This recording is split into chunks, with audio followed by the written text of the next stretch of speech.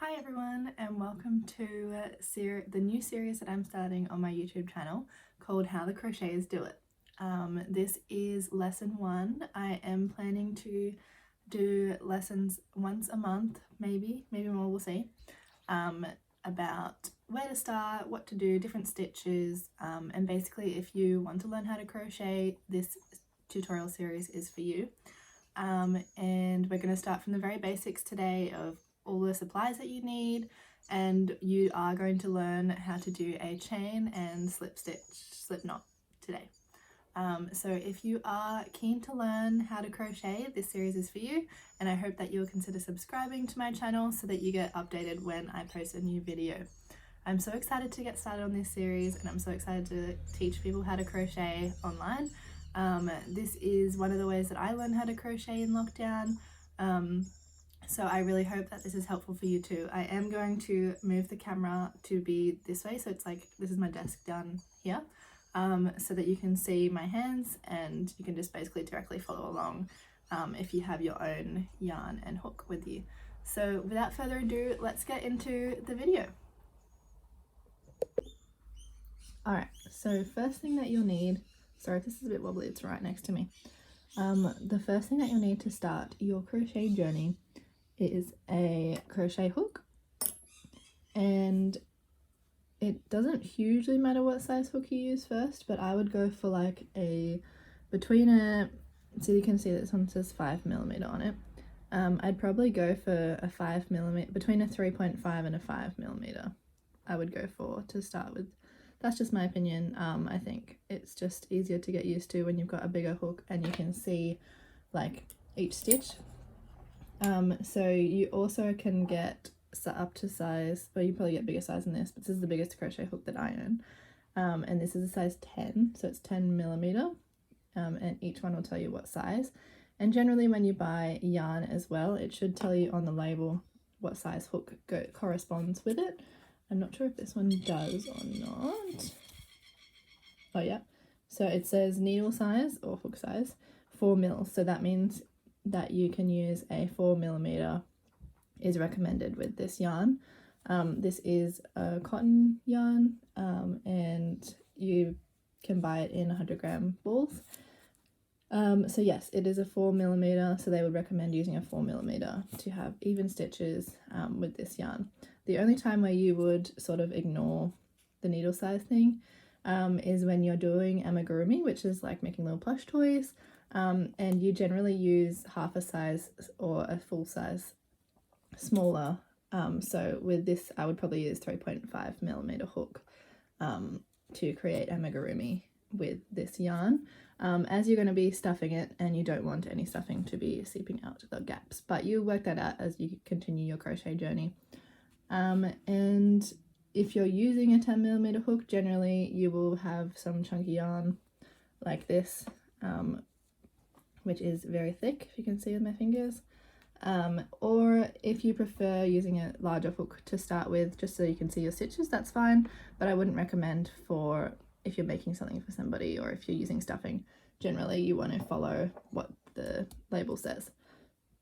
I also have one of my smaller hooks here, which is I don't know if you can see there, a 2mm hook, and yeah, you can tell the size of the hook is very small, and you would use a 2mm with some like 4-ply cotton like this.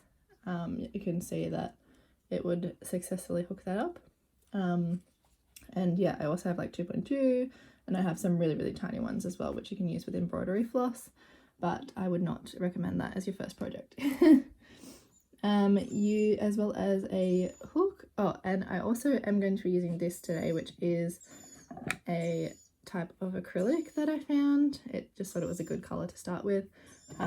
So I would recommend acrylic yarn or cotton yarn to start off with your first crochet project. Even the cotton though, it sometimes splits, so it can get a bit confusing with cotton. So yeah, acrylic is also the cheapest option usually, so recommend that.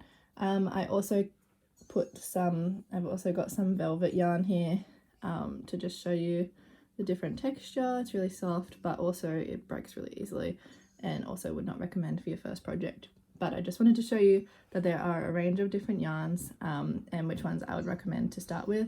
You'll also need some scissors. These are not that good, but it's what I've got right now.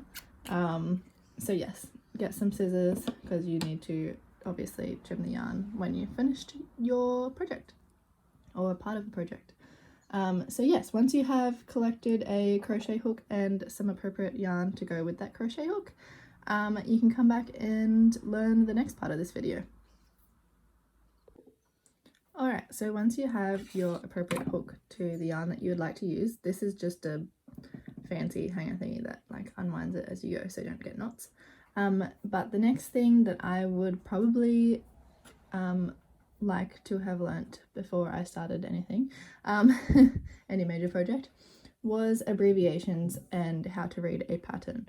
So to begin with, I actually have this pattern printed out from a previous thing that I'm going to make, but I wouldn't recommend starting with something like this. But this is a pattern from Mama Made Minis, which is they are a popular account on Instagram. I would suggest starting to follow some crochet accounts on Instagram. It gives you inspiration and tips, and oops, sorry, I just knocked it. And can sometimes be helpful when starting your crochet learning journey. So in the beginning of a pattern, it will tell you the abbreviations for the pattern, the materials that you'll need, notions, special stitches, final size of the finished project, and the yarn that they recommend and love. So let's start with the abbreviations. This is just basically a list of all the stitches that you're going to need to know for the pattern, and it tells you what the abbreviation is, so when you come to it in the pattern you can refer back to this page and see what it means in accordance with crocheting. So we have back loop only, which is when you crochet into the back loop of the stitch. You don't need to know that yet. Chain, CH, which we're going to learn how to do today. Double crochet, front loop only, half double crochet increase, and this actually tells you how to do a half double crochet increase. Half double crochet 2 together, single crochet, which we'll learn next month, single crochet increase, single crochet 2 together, slip stitch, which we're going to be learning a slip knot today to start our chains, and ST with a bracket S can mean stitches. So like if you need to repeat a certain amount of stitches, that's what you'll see as the abbreviation. It also tells you what materials you'll need, so it's telling you the hook sizes that you need for each body part, the yarn that they recommend, and how much yarn of each you'll need for each animal in the pattern. And then you also have extra supplies that you might need: scissors, stitch markers, safety eyes. And then over here we have special stitches. So they teach you, basically give you a little rundown of how to do the special stitches that they have put into their pattern. And it gives you a final size of if you use all the correct materials. And then a suggestion of what yarn that they like to use for this pattern. So I hope this helps in some way to help you understand. I will go over this again next lesson, but yeah, I just wanted to show you an overview of what a pattern looks like so you're familiar with it before we dive in to following a pattern. And yeah, I think we've covered that. Next on my list I had, I've already done yarn ply and hook sizes. Oh, actually I didn't say yarn ply. So the yarn ply is like how thick the yarn is. So if it's 8 ply, it's generally this. I said 4 ply for the cotton, so that means it's like thinner, and like the more ply it is, the thicker it is, basically. Okay, so now that we understand that, I am going to show you how to do a slip knot and chain. So if you feel that you're prepared and ready to learn this, keep following along. If not, pause and you can always come back later once you have rewatched the rest of the video, or you want to read a pattern yourself to understand, or however you like to learn how to do something.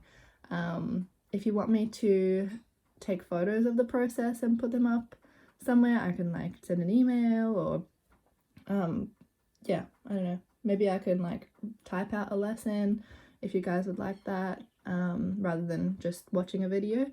So different people learn different ways. Alright, so without further ado, let's start. I've got my 5mm and my acrylic yarn here, and I'm going to show you how to do a slip knot and chain. Alright, so before we actually do the slip knot, you need to work out how you want to hold your hook. So immediately when I pick my hook up, I hold it like this, and then I have the yarn in this hand. If you're left-handed, I can't really show you how to do left-handed because I'm right-handed, but I'm sure you will work it out, or there's probably somebody else on the internet that does left-hand tutorials. Some people like to hold the hook like this, some people like to hold the hook like this, maybe some like this, I don't know. However you feel comfortable. I like to hold it like this, so it's sort of like, kind of like riding, I guess, but it's like over the top. And make sure that you can see the hook, so you know, maybe just practice doing like this movement to get it like some traction, and then you can like twist it and it's going to stay there together. So I will do the slip knot fast first, and then I'll slow it down for you, so you can see all the steps. So okay, so I like to put my hook under the yarn first, then I grab it on top of my hook like this. Now I take the front part, loop it around to the back so it's crossed over like that, and then I grab this bit of yarn, so see how it's crossed over, this bit of yarn, I'm going to put that over, so that's called yarning over as well. In patterns it will tell you to yarn over, so you're going to go yarn over because it's over the top of the hook, and then you're going to, I like to hold the tail just so it doesn't run away. And then you're going to use your hook to grab that first piece of yarn and pull it through the other one like so. And then we're just going to pull the tail to tighten it up. And there you go. There is your slip knot. So I will slow that right down for you, and I'll also bring it a bit closer because I realize you probably can't see the details. Alright, so you should be able to just pull it and it comes undone. So get our yarn, hook under, hold the top with your pointer finger if that's helpful. Take your end, wrap it around like so. Take this end, yarn over, and then pull it through. So I don't know if you can tell, but it's going through that loop. And then you're just going to pull the tail, and there it is, tight on your hook.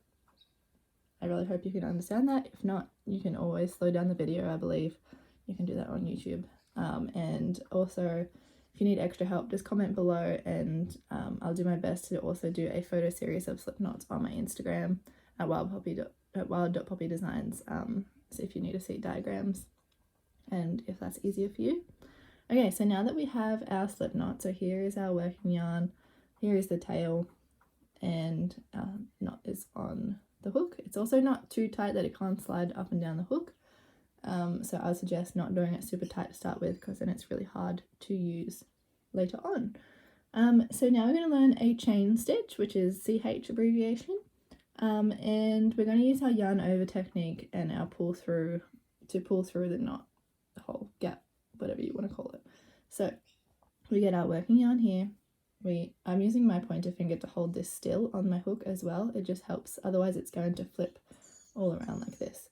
So I hold it on my hook like this, then I'm going to take my working yarn and we're going to yarn over, so it's over the top of the hook. Then we're going to catch it in the hook, see how it's in that little gap there, and we're going to pull it through. So I've used my left hand to hold the tail as well while I'm there. And that is one chain stitch. That's as easy as it is. So you got to yarn over, hold your tail, and oh, hang on, I lost it that time. I'm doing it too slow. So yarn over and pull it through that hole. Yarn over, hold the tail, pull it through. Hold the stitch with your pointer finger, yarn over, hold the tail, and do it again because I stepped up that one. Over and pull it through. Now this is going to take some practice, so do it as many times as you need. And that's sort of what it sort of looks like a little plait is what the chain stitch looks like.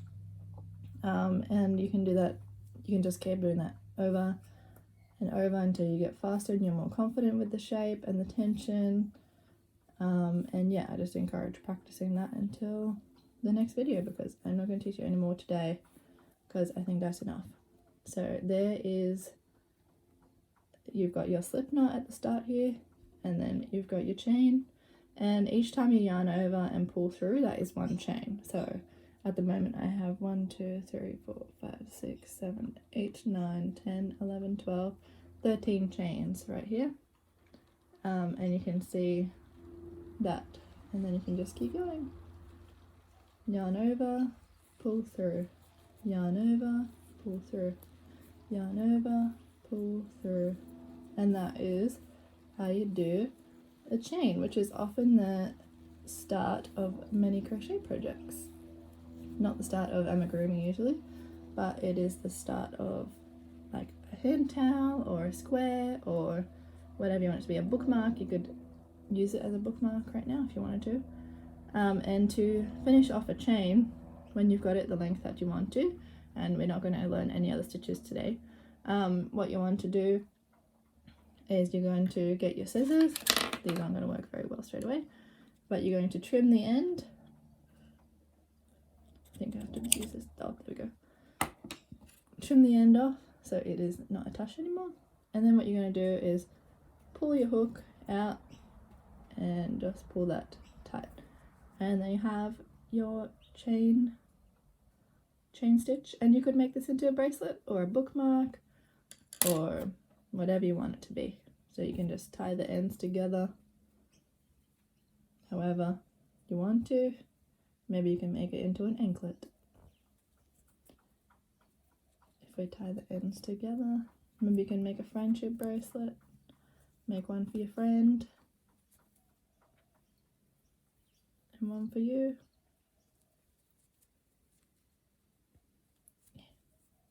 Can't pull it through. There we go. See? Look at that. It is a bracelet, a chain bracelet. And you have just learned the basics of crochet. Crocheting a chain is very helpful in learning lots of different projects. Again, if you would like to see it slower, you can always put this in slow motion on YouTube and rewatch from the start. I hope this was really helpful for you to begin learning about crochet. If you have any questions or comments or advice to give, please let me know in the comments how I can improve this video. But I'm just happy that I completed lesson 1 with you guys, so you should feel very accomplished. You have learned how to do a slip knot and a chain stitch and all about different yarn and hook sizes today.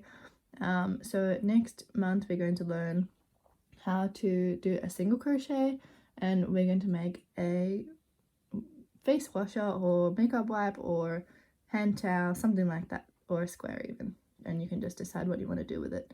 So yeah, that's what we're going to do next. I hope you enjoyed this video. Don't forget to like and subscribe, and leave me a comment down below if you'd like me to do it slower or faster, or yeah, just any comments about the series, because this is my first time doing a video series. So yeah, let me know how I did. Thanks for being here, thanks for watching, and I will see you next month. Bye!